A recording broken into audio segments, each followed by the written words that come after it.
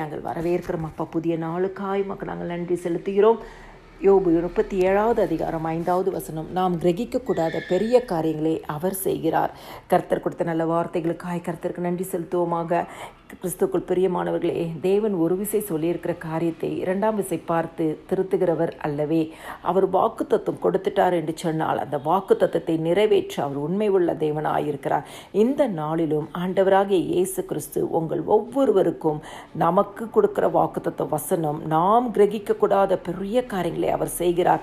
ஆண்டவருடைய சமூகத்தில் ஏதோ ஒரு காரியத்திற்காக நெடுநாளாய் ஜெபித்து கொண்டு இருந்திருக்கலாம், நெடுநாளாய் காத்து கொண்டு இருந்திருக்கலாம். ஆண்டவரே, இதில் எனக்கு ஒரு அற்புதம் நடக்காதா என்று சொல்லி ஏங்கி கொண்டு இருக்கலாம். ஆண்டவர் உங்களுடைய சூழ்நிலைகளை பார்க்கிறார். இன்னைக்கு கர்த்தராகிய இயேசு கிறிஸ்து உங்களுக்கு கொடுத்த வாக்கின்படியே, கிரகிக்க கூடாத பெரிய காரியங்களை அவர் செய்கிறார் என்ற வாக்கின்படியே நீங்கள் விசுவாசிக்கும் பொழுது ஆண்டவராகிய இயேசு கிறிஸ்து ஆம் என்று உங்களுக்கு பதில் தருவார். நீங்கள் ஆமேன் என்று அதை சுதந்திரிக்கும் பொழுது கர்த்தர் இன்னைக்கு உங்கள் வாழ்க்கையில் நீங்கள் எதை எதிர்பார்த்தீங்களோ அதை காட்டிலும் மேலான காரியங்கள், கிரகிக்கக்கூடாத பெரிய காரியங்களை இன்னைக்கு ஆண்டவராகிய இயேசு கிறிஸ்து உங்களுக்கு செய்வார். யோவான் 1:1 சொல்லுகிறது, ஆதியிலே வார்த்தை இருந்தது, அந்த வார்த்தை தேவனிடத்தில் இருந்தது, அந்த வார்த்தை தேவனாய் இருந்தது.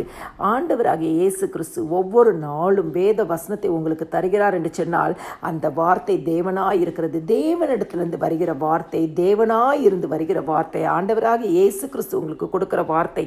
இதை பிடித்து கொண்டு இன்னைக்கு நாள் முழுவதும், அப்பா எனக்கு கிரகிக்கக்கூடாத பெரிய காரியங்களை நீங்கள் செய்வேன்னு வாக்கு பண்ணியிருக்கீங்க, எனக்கு உங்கள் வார்த்தையின் படியே இந்த காரியத்தில் நான் எதிர்பார்ப்பதை காட்டிலும் நீங்கள் யாருமே கிரகிக்கக்கூடாத பெரிய காரியங்களை செய்யுங்க என்று சொல்லி ஆண்டவருடைய சமூகத்தில் இந்த வார்த்தையை வைத்து ஜெபித்து பாருங்க.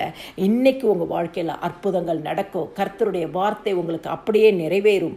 எல்லா துதியும் கனமும் மகிமையும் ஸ்தோத்திரமும் என் ஆண்டவராகிய இயேசு கிறிஸ்து ஒருவருக்கே செலுத்துகிறேன். ஆமேன்.